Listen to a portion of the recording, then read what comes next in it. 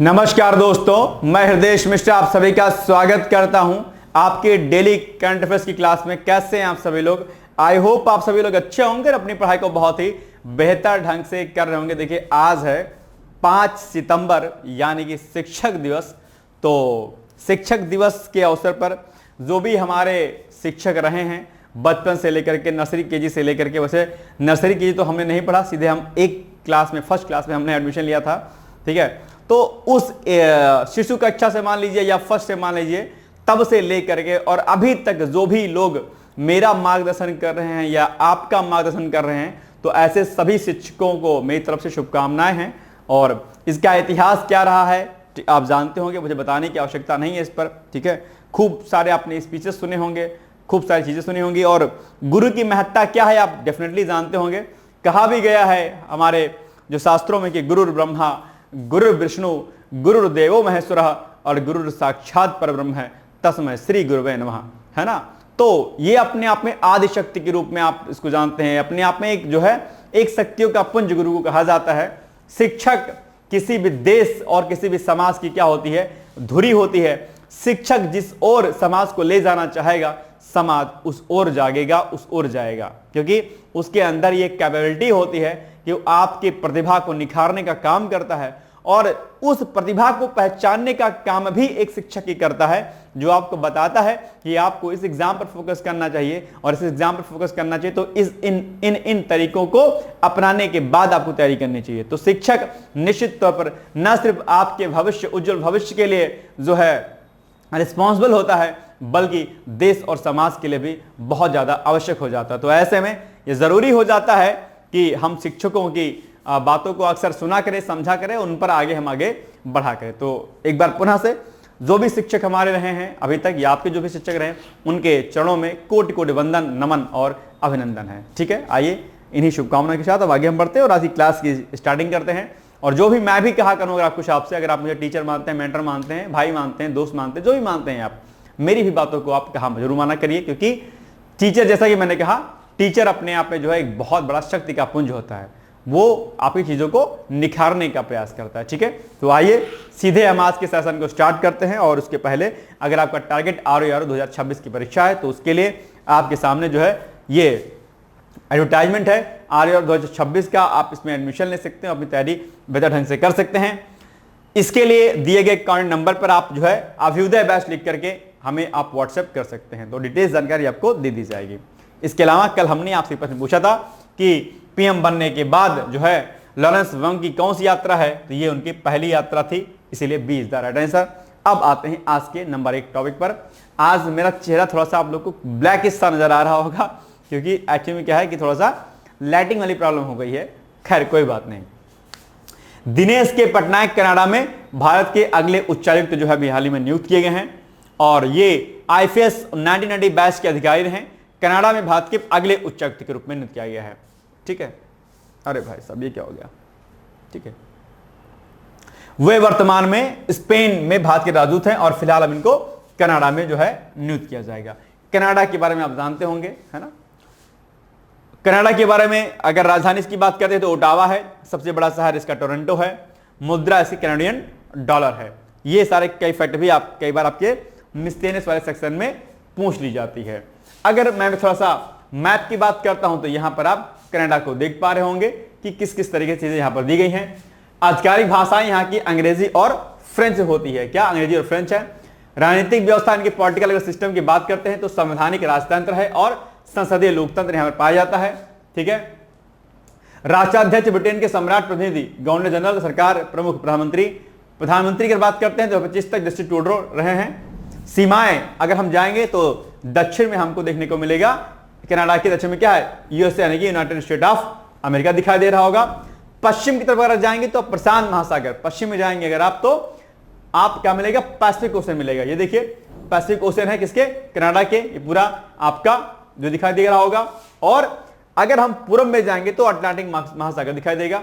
ये देखिए कनाडा के पूर्व में क्या पूरा का पूरा एरिया क्या है, ये अटलांटिक महासागर वाला है, तो ये क्या हो गया, एरिया आपका अटलांटिक महासागर का हो गया। तो हो सकता है कभी आपके एग्जाम में सीमाओं से संबंधित प्रश्न पूछ ले, जो कि अक्सर पूछा जाता है। मैंने कई बार आपसे कहा है कि जब भी कोई देश चर्चाओं में रहा करे तो आपको उसकी जानकारी होनी चाहिए डिटेल्स में, ठीक है। चलिए, उत्तर में क्या है, इसके आर्कटिक महासागर है, तो ठीक बात है। अब उत्तर देख लीजिए, तो उत्तर में कहां पर गया है ये, उत्तर में आपका आर्कटिक सागर यानी कि आर्कटिक ओशियन है, ठीक है। आगे अगर बढ़ेंगे हम लोग थोड़ा सा, तो अगर आपने फिर देखा, पूरब में अटलांटिक ओशियन हो गया आपका, ठीक है, ओके। पश्चिम में आपका पैसिफिक ओशियन हो गया, आपके दक्षिण में यूनाइटेड स्टेट ऑफ अमेरिका हो गया, और उत्तर में आर्कटिक ओशियन यानी कि आर्कटिक सागर हो गया। तो ये चीजें कई बार पूछ ली जाती हैं आपसे, इसलिए आपको क्या करना है, इनको याद करते हुए चलना है। अगर इसमें थोड़ा सा मैं जूम करूंगा, तो यहां पर आप जूम करके आप यहां पर देख पा रहे हो, ये ऊपर कनाडा है, ये देखिए अटलांटिक ओशियन, ऊपर जो है आपका आर्कटिक ओशियन, नीचे यूएसए, और आपका पश्चिम में पैसिफिक ओशियन यहां पर आपको दिखाई दे रहा होगा। ये है कनाडा का मैप अपने आप में, ठीक है, याद रहेगा पॉइंट। आइए आगे बढ़ते हैं हम लोग। प्रसिद्ध स्थल की अगर बात करें तो नियाग्रा फॉल्स यहीं पर है, आप जानते होंगे, कई बार पूछता है आपसे। रॉकी पर्वत हो गया, ग्रेट लेक्स, सेंट लॉरेंस नदी, संसाधन के रूप में तेल, गैस, यूरेनियम, खनिज, वन और ताजे जल के स्रोत जो है कनाडा में पाए जाते हैं। कनाडा चलेगा के, ऐसे कई बार लोग बोलते हैं, है ना, कनाडा चलेगा के। पश्चिमी उत्तर प्रदेश में लोग जो है जाते रहते हैं अक्सर, हालांकि पंजाब का एरिया खूब है वहां पर कनाडा में, है ना, वादों विवादों में भी रहता है कई बार कनाडा। खैर, अब आपको इस पर प्रश्न बताना है कि निम्नलिखित कथनों पर विचार कीजिए। कनाडा की राजधानी ओटावा है और इसका सबसे बड़ा शहर क्या है, टोरंटो है। बड़ा अच्छा शहर है टोरंटो, आप जानते होंगे, प्रसिद्ध है। कनाडा की आधिकारिक भाषाएं अंग्रेजी और फ्रेंच है। कनाडा एक संवैधानिक राजतंत्र एवं संसदीय लोकतंत्र है। तो इसमें से बताओ कि 1, 2 और 3 कथनों में से कौन सा सही है। मेरे अकॉर्डिंग इसमें तो तीनों कथन सही होने चाहिए, यानी कि ए होना चाहिए मेरे अकॉर्डिंग सही उत्तर, ठीक है। चलिए, new drugs and clinical trials rules 2019 में संशोधन का प्रस्ताव अभी हाल ही में पेश किया गया है और लोगों से इस पर राय मांगी गई है। यानी कि ये जो आपका 2019 में जो ये बिल था, इसमें रूल्स में चेंजेस करने की बात कही गई है ताकि और पारदर्शिता और बेहतर ढंग से चीजें हो पाए। यानी कि पीएम मोदी के निर्देशों के अनुरूप नियामकीय अनुपालनों को कम करने और ईज ऑफ डूइंग बिजनेस को बढ़ावा देने हेतु सेंट्रल गवर्नमेंट ने new drugs and clinical trials यानी कि एनडीसीटी रूल्स 2019 में संशोधन का प्रस्ताव रखा हुआ है और इसके लिए लोगों से राय मांगी जा रही है। इन संशोधनों की अधिसूचना 28 अगस्त 2025 को गजट ऑफ इंडिया में प्रकाशित की गई और अब इस पर सार्वजनिक सुझाव जो है आमंत्रित किए गए हैं कि क्या कुछ चीजें इसमें बेहतर की जा सकती हैं।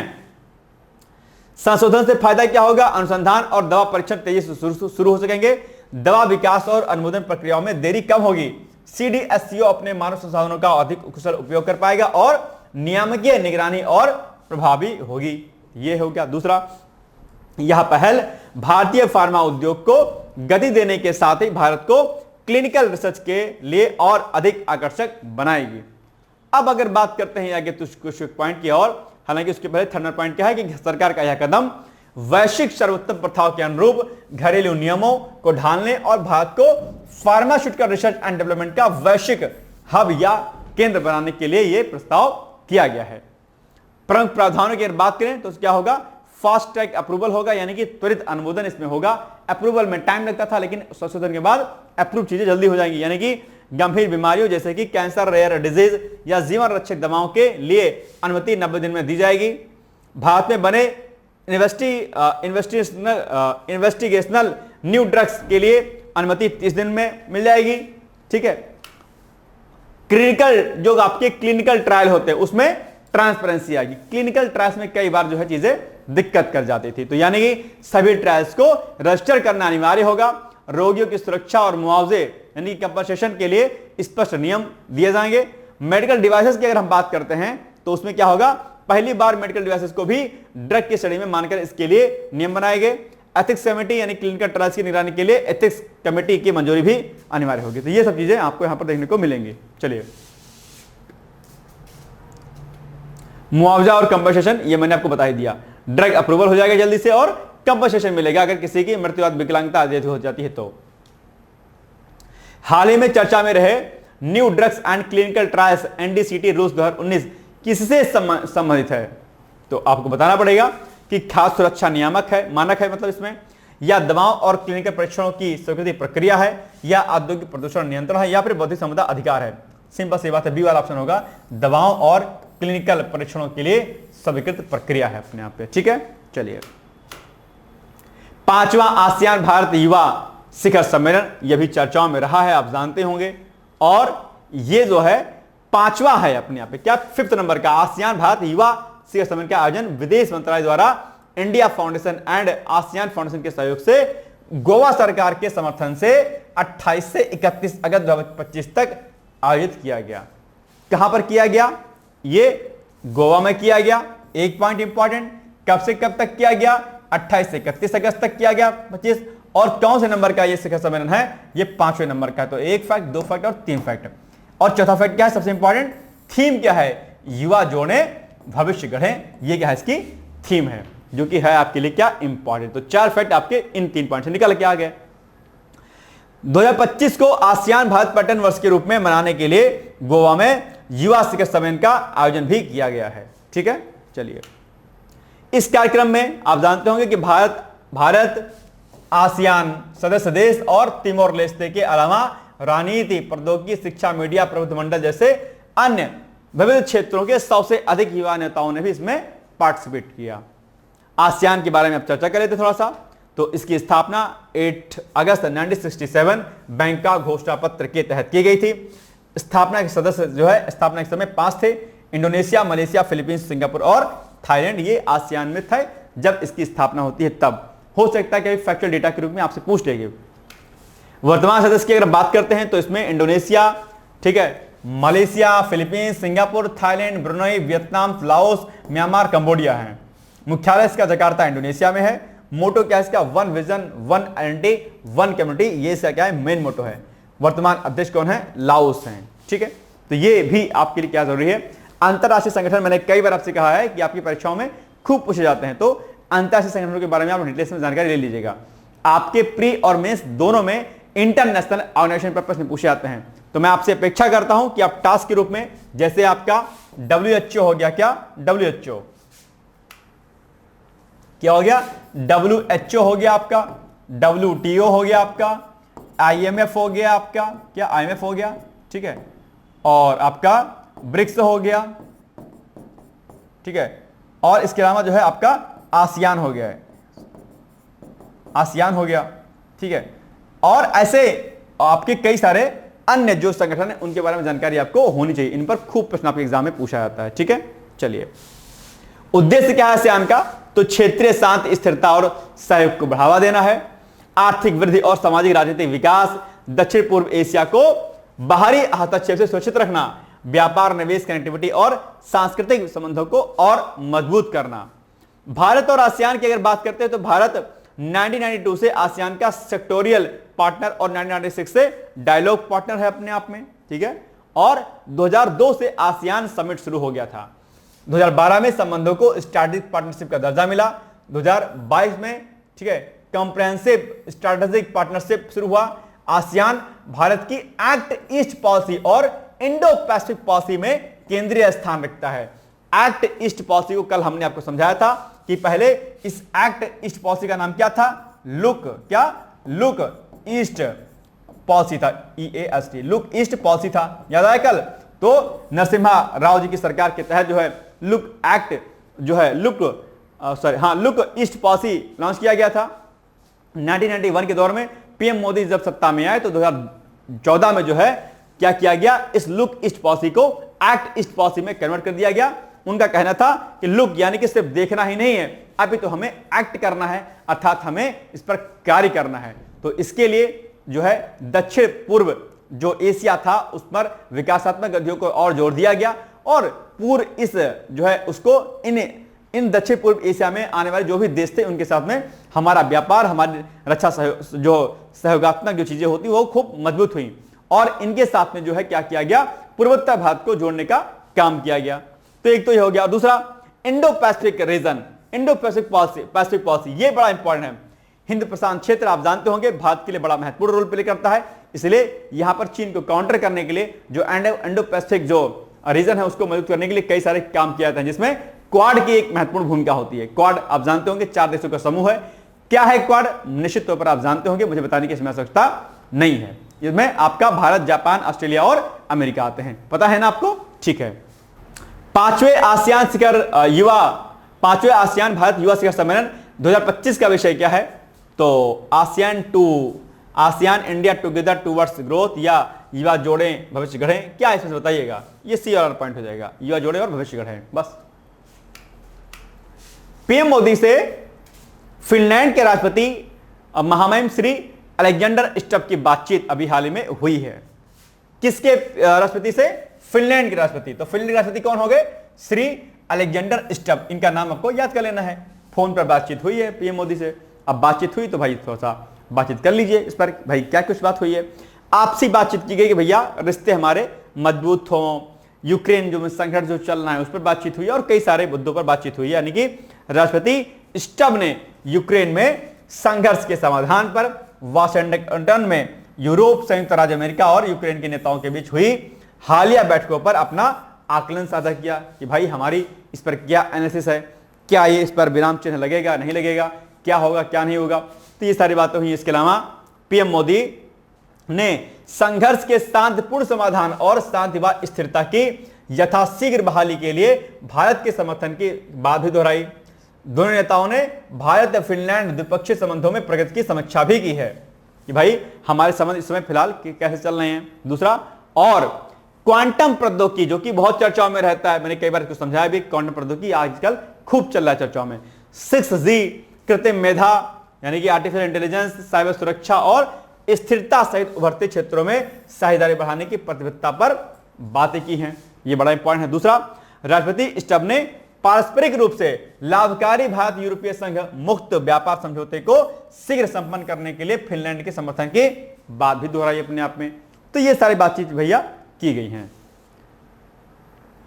उन्होंने 2026 में भारत की मेजबानी में आयोजित होने वाले एआई इंपैक्ट शिखर सम्मेलन की सफलता के लिए भी समर्थन व्यक्त किया। आप जानते होंगे ये जो आपका एआई इंपैक्ट शिखर सम्मेलन है, ये जो है 2026 में भारत में आयोजित किया जाएगा। तो इसके लिए भी समर्थन फिनलैंड के राष्ट्रपति ने व्यक्त किया कि भैया हमारा सपोर्ट है इस चीज को।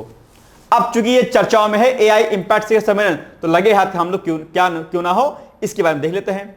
तो भारत में आयोजित होने वाला एआई इंपैक्ट समिट या सम्मेलन जो है एक ग्लोबली एक स्टेज है, मंच है, जो एआई की सुरक्षा और कार्रवाई की चर्चा से आगे बढ़कर के अब प्रभाव यानी कि इंपैक्ट पर केंद्रित है, विशेष रूप से वैश्विक दक्षिण के संदर्भ में यानी ग्लोबल साउथ के संदर्भ में कि भैया एआई का आखिर इंपैक्ट क्या होगा, किसके रेफरेंस में? तो ग्लोबल साउथ के रेफरेंस में आखिर एआई का क्या रोल होगा, क्या इंपैक्ट पड़ेगा, जो कि इन सारे समिट में मतलब इस समिट में इस पर चर्चा की जाएगी। यानी कि सिर्फ इसका हमें जो है सिर्फ इसकी सुरक्षा के बारे में नहीं बल्कि इसके और ज्यादा प्रभाव आदि के बारे में जानकारी इसमें देनी होगी।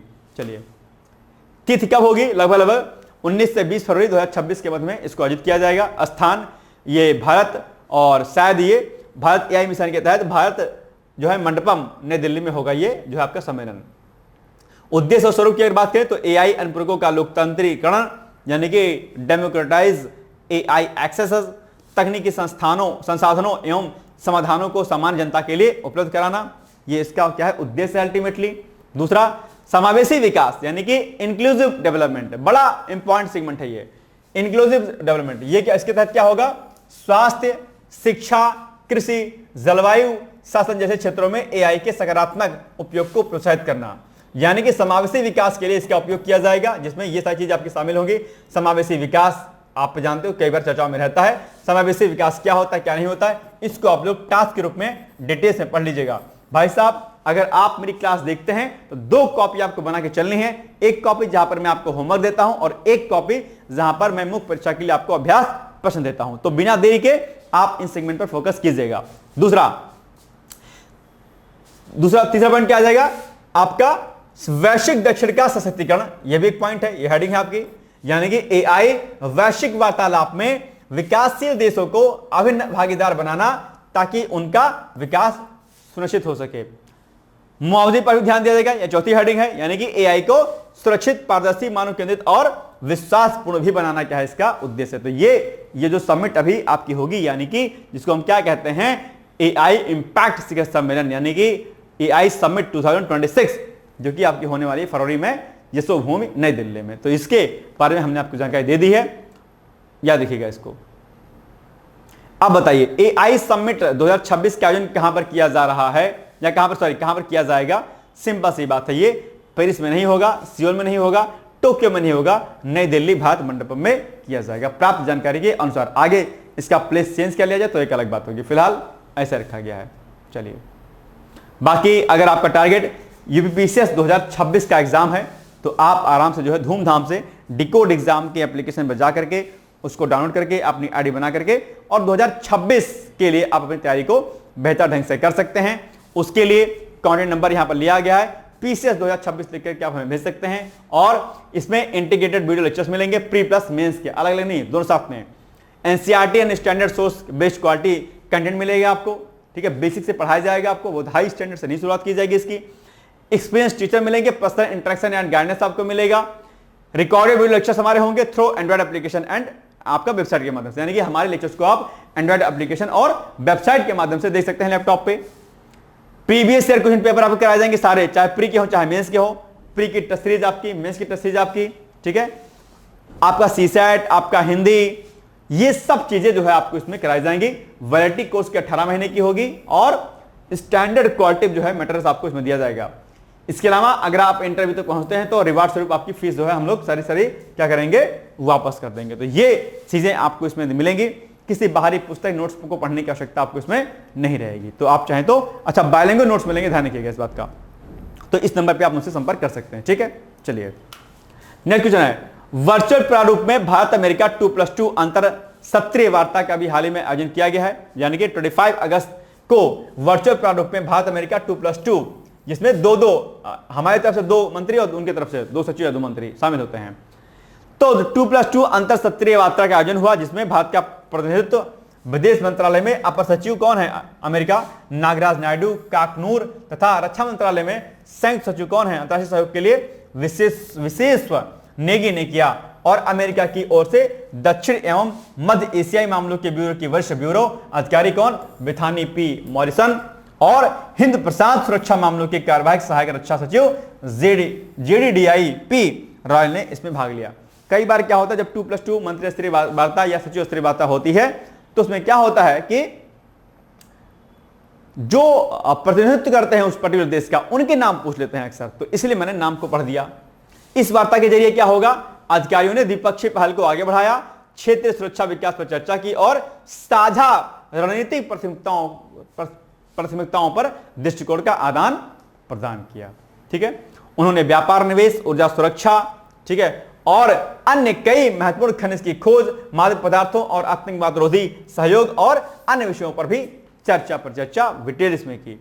अध्यक्षों ने क्वाड के जरिए, क्वाड जैसे अभी हमने आपको जस्ट पहले बताया था, क्वाड के जरिए एक सुरक्षित, मजबूत और अधिक समृद्ध हिंद प्रशांत क्षेत्र को बढ़ावा देने के लिए अपनी प्रतिबद्धता की पुष्टि की।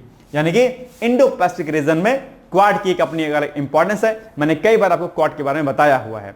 हालांकि कई बार लोग क्या कहते हैं कि जो है चीन के दुश्मनी में ऐसा किया गया है अपने आप पे, तो निश्चित तौर पर एक कदम है ये निश्चित तौर पर, लेकिन इंडो पैसिफिक जो रीजन हमारा, उसकी सेफ्टी के लिए हमने ये क्वाड समूह की स्थापना की थी। क्वाड पर प्रश्न बनता है कई बार, क्वाड पर हमने यहां पर लिख भी दिया है, तो ये इसका पूरा नाम यहां पर लिखा है, आप इसको देख सकते हैं। स्थापना 2007 में जापान के प्रधानमंत्री शिंजो आबे द्वारा की गई थी, हालांकि उस समय ये अस्तित्व में नहीं आ पाया। सदस्य देश 4 थे, भारत, अमेरिका, जापान, ऑस्ट्रेलिया इसमें शामिल थे। उद्देश्य इसका क्या है, इंडो पैसिफिक यानी कि हिंद प्रशांत क्षेत्र में शांति, सुरक्षा और स्थिरता बनाए रखना, समुद्री सहयोग और नौवहन की स्वतंत्रता सुनिश्चित करना भी इस क्वाड का मुख्य उद्देश्य है। आप जानते होंगे कि इंडो पैसिफिक रीजन में चीन का बढ़ता प्रभुत्व, उसको चीन को काउंटर करने के लिए अपने आप पे जो है केस को लिया गया है। तो ये अपने आप पे जो है क्या है, हालांकि क्वाड पर कई लोग आरोप लगाते हैं, क्वाड जो है कि अपने आप पे सैन्य शक्ति के रूप में इसको लोग जानते हैं, लेकिन ऐसा नहीं है। हमने अपनी शक्ति को बैलेंस करने के दरअसल क्वाड की स्थापना की थी, ठीक है। तो ये भी पॉइंट क्या है आपके लिए जरूरी हो जाता है, ठीक है। आइए आगे बढ़ते हैं हम लोग। आपसी रणनीतिक और आर्थिक तकनीकी सहयोग को बढ़ावा देना भी इसका मुख्य उद्देश्य है। आपदाओं से निपटना, उभरती तकनीकों, स्वास्थ्य, जलवायु परिवर्तन और इंफ्रास्ट्रक्चर विकास में भी सहयोग करना इस क्वाड का उद्देश्य है अपने आप में, ठीक है। तो ऐसा नहीं कि ये कोई सैनिक गठबंधन है, ये अपने आप में विकासात्मक गतिविधियों को सुदृढ़ करने के लिए, इंडो पैसिफिक रीजन में शांति की स्थापना के लिए ये क्वाड की स्थापना की गई थी, और खासकर चीन को काउंटर करने के लिए ओवरऑल। ऐतिहासिक कारक 2004, आप जानते हो कि हिंद महासागर में आई सुनामी के बाद इन 4 देशों ने राहत और आपदा प्रबंधन में सहयोग किया। 2007 की बात करें, जापान के प्रधानमंत्री शिंजो आबे ने आधिकारिक रूप से जो है क्वाड्रिलेटरल डायलॉग का विस्तार का विचार रखा था 2007 में, हालांकि उस समय नहीं आ पाया था। 2017 में क्या हुआ, मनीला यानी कि आसियान समिट में क्वाड को पुनर्जीवित किया गया, और 2021 पहला लीडर समिट वर्चुअली जो है भारत, अमेरिका, जापान और ऑस्ट्रेलिया के प्रधानमंत्रियों ने भाग लिया इसमें। वर्तमान महत्व की बात कर रहे हैं तो जैसे कि मैंने कहा, इंडो पैसिफिक रणनीति का अहम हिस्सा है अपने आप में क्वाड। दूसरा, चीन के बढ़ते प्रभाव और विस्तारवाद को संतुलित करने के लिए जो है इसकी स्थापना की गई अपने आप, जो कि भैया मैंने आपको बताया। ठीक है, स्वास्थ्य, कोविड-19 वैक्सीन पर सप्लाई, जलवायु, साइबर सुरक्षा और उभरती तकनीकों में साझेदारी क्वाड की है अपने आप में। क्वाड प्लस का विचार, यानी जिसमें दक्षिण कोरिया, वियतनाम, न्यूजीलैंड जैसे देशों को भी समय समय पर वार्ता में शामिल किया गया, ये क्वाड प्लस का अपने आप में विचार है। ठीक है, चलिए अब आप बताइए इसमें आपका उत्तर क्या होगा। भारत अमेरिका 2+2 अंतर सत्रीय वार्ता अगस्त 2025 में वर्चुअली प्रारूप में आयोजित की गई। ठीक है, इस वार्ता में दोनों पक्षों ने ऊर्जा सुरक्षा और असैन्य परमाणु समझौते पर चर्चा की। ठीक है, क्वाड की स्थापना 2004 में शिंजो आबे के नेतृत्व में की गई। 4 या 7 क्या होगा, 7 होगा। 1 और 2 होगा या 1, 2 और 3 होगा, क्या होगा, यानी कि ए ऑप्शन होगा या फिर आपका डी होगा, क्या होगा, ए होगा। ये नहीं है भाई साहब, ठीक है, 7 होगा ना, 3 नहीं है। दारुमा गुड़िया, ये भी चर्चाओं में रहा, आप जानते होंगे। 26 अगस्त को पीएम मोदी को ताकासाकी गुन्मा स्थित सोरिनजन दारुमा जी मंदिर के मुख्य पुजारी सीसी हिरोसे ने एक दारुमा गुड़िया भेंट की है। किसको, पीएम मोदी को। तो ये चर्चाओं में रहा, हालांकि ये न्यूज आपने नहीं देखी होगी, लेकिन जरूरी है। यह विशेष भावना भारत और जापान के बीच घनिष्ठ सभ्यतागत और आध्यात्मिक संबंधों को पुष्टि करती है। जापानी संस्कृति में दारुमा गुड़िया को शुभ और सौभाग्य का प्रतीक माना जाता है। गुन्मा में ताकासाकी शहर प्रसिद्ध दारुमा गुड़ियों का जन्म स्थान है। जैसे हमारे यहां पर ओम का स्थान हो गया, ठीक है, स्वास्तिक हो गया, ठीक उसी प्रकार से दारुमा गुड़िया जो है वहां का एक शुभ जो है क्या है, अपने आप में प्रतीक है अपने आप में। जापान में दारुमा परंपरा बौद्ध धर्म की विरासत पर आधारित है, जो कांचीपुरम के एक भारतीय भिक्षु थे, जिन्हें जापान में दारुमा दाईसी के नाम से जाना जाता है, और कहा जाता है कि वह यहां 1000 वर्ष से भी साल पहले आए हुए थे। तो ये एक विशिष्ट स्थान रखता है दारुमा गुड़िया, जो कि यहां पर पीएम मोदी को दिया गया है। डेफिनेटली आप एग्जाम के लिए क्या हो जाएगा, ये जरूरी हो जाएगा, याद रहेगा पॉइंट। नाउ नेक्स्ट, अब आप बताइए प्रश्न इस पर कि क्या होगा इसका उत्तर। जापानी संस्कृति में दारुमा गुड़िया का क्या महत्व है। तो यह युद्ध और शक्ति का प्रतीक है, या फिर यह व्यापार और राजनीति का प्रतीक है, या फिर यह शुभ और सौभाग्य का प्रतीक है, या फिर यह केवल धार्मिक आस्था का प्रतीक है। बताइएगा उसका एग्जैक्ट उत्तर क्या होगा। तो ये जो है क्या है, आपका शुभ और सौभाग्य का प्रतीक है अपने आप। सी इज द राइट। अब आपके सामने जो है क्या है, एक क्वेश्चन है। विश्व कंप्यूटर साक्षरता दिवस मनाया जाता है, कब मनाया जाता है। 2 दिसंबर, 5 जुलाई, 4 नवंबर या फिर 3 नवंबर को, बताइएगा। तो इसका उत्तर आपको देना है डेफिनेटली। और आज चूंकि आज शिक्षक दिवस है, तो मैं उम्मीद करता हूं कि जो है आप इसका आज जो है जितने लोग वीडियो देखेंगे उतने कमेंट आज मेरे पास आएंगे। आप नेट पे सर्च कीजिए, चाहे जहां सर्च कीजिए, लेकिन आज मैं आपसे अपेक्षा करता हूं, गुरु दक्षिणा मैं आपसे मांगता हूं कि वीडियो आज ज्यादा शेयर करेंगे और आज से अपनी पढ़ाई को बहुत शिद्दत के साथ करेंगे। ये गुरु दक्षिणा के रूप में मैं आपसे मांग रहा हूं कि आज आप लोग खूब पढ़ेंगे और कमेंट में उत्तर जरूर देंगे, ऐसी मैं आपसे अपेक्षा करता हूं।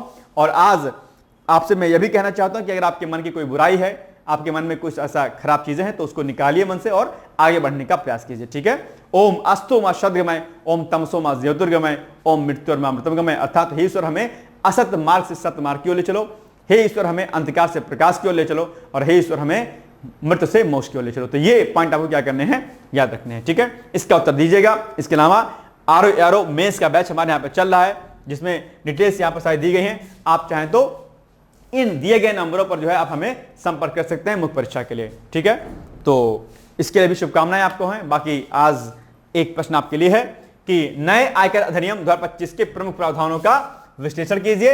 यह कर अनुपालन और ईज ऑफ डूइंग बिजनेस को किस प्रकार जो है इसको बढ़ावा देगा। ये प्रश्न आपके लिए बड़ा इंपॉर्टेंट है। मैं उम्मीद करता हूं कि इसको लिखिएगा और अपनी कॉपी में नोट डाउन करिएगा। तो मिलते हैं फिर कल एक बार पुनः से। सभी गुरुजनों को मेरी तरफ से जो है शुभकामनाएं, और आप लोग को भी मेरी तरफ से ढेर सारा आशीर्वाद और ढेर सारा प्यार है। मैं आपके सहयोग के लिए, आपकी पढ़ाई के लिए हमेशा तत्पर रहता हूं। कहीं कोई दिक्कत रहा करे, सीधे आप हमें 86604409 पर आप हमें कॉल मैसेज कर सकते हैं। ठीक है, thank you so much, bye bye, take care, all the best. दोस्तों, क्या आप पीसीएस अधिकारी बनना चाहते हैं? यदि हाँ, तो डिकोड एग्जाम लेकर आया है यूपी पीसीएस फाउंडेशन कोर्स 2025। यह एक ऑल इन वन कोर्स है जिसमें प्रीलिम्स मेंस दोनों ही परीक्षाओं के लिए वीडियो लेक्चर, एनसीईआरटी और standard books based bilingual notes उपलब्ध कराया जा रहा है। इस कोर्स में प्री और मेंस के सभी प्रीवियस ईयर क्वेश्चंस पेपर भी वीडियो लेक्चर के माध्यम से कोर्स में सम्मिलित होंगे। साथ ही साथ में कोर्स का कंटेंट गुणवत्तापूर्ण होने के साथ ही साथ एग्जाम ओरिएंटेड है, जिससे कोर्स लेने वाले स्टूडेंट्स को कोई भी बाहरी पुस्तक या नोट्स पढ़ने की आवश्यकता न पड़े। इस कोर्स में प्रीलिम्स और मेंस के टेस्ट सीरीज तथा आंसर राइटिंग प्रोग्राम भी शामिल है, जिसके साथ ही साथ टेलीग्राम ग्रुप में रेगुलर टॉपिक वाइज टेस्ट कराए जाएंगे। इसके साथ ही सीसेट, निबंध तथा सामान्य हिंदी की अतिरिक्त कक्षाएं भी चलाई जाएंगी तथा हमारे कोर्स से परीक्षा में सफल होकर इंटरव्यू देने वाले विद्यार्थियों को इंटरव्यू की भी तैयारी कराई जाएगी, और अंतिम परिणाम कुछ भी हो, पूरी फीस उन्हें रिवार्ड के स्वरूप जो है वापस कर दी जाएगी तथा अगले बैच में उन्हें निःशुल्क प्रवेश प्रदान किया जाएगा। उल्लेखनीय है कि डिकोड एग्जाम एक संस्थान के रूप में 5 वर्ष के अपने सफल कार्यकाल में अब तक 55 से अधिक विद्यार्थियों को विभिन्न परीक्षाओं में अंतिम सफलता दिलाने में अपना सफल योगदान दे चुका है। इस कोर्स की फीस 15,000 रुपये निर्धारित की गई है, लेकिन पहले प्रवेश देने वाले 100 विद्यार्थियों को 3,000 रुपये की विशेष छूट दी जा रही है। और अधिक जानकारी के लिए हमारे संस्थान के नंबर 6307495944 पर संपर्क करें।